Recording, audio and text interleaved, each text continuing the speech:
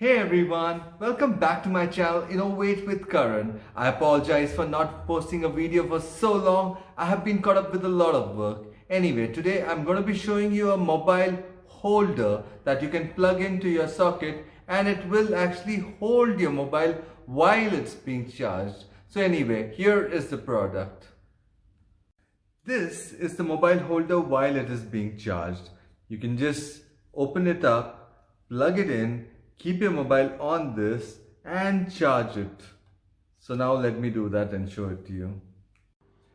On this wall, if you want to charge your phone, there is a socket but there is no place to keep your phone. Your phone will be dangling. That's where you will put this. So now you put this in here and your phone can be rested on it. This charger, which is connected to my phone, can be placed over here and the phone kept over here.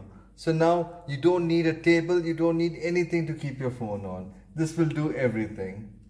This also helps if your charging wire is very short. So now let me put that and show that to you. Now I'll put a wire that is this short. It's a very portable wire. That's why the length of it is so short. I have connected this portable wire to it. So let's try it out. Yeah, this is so good.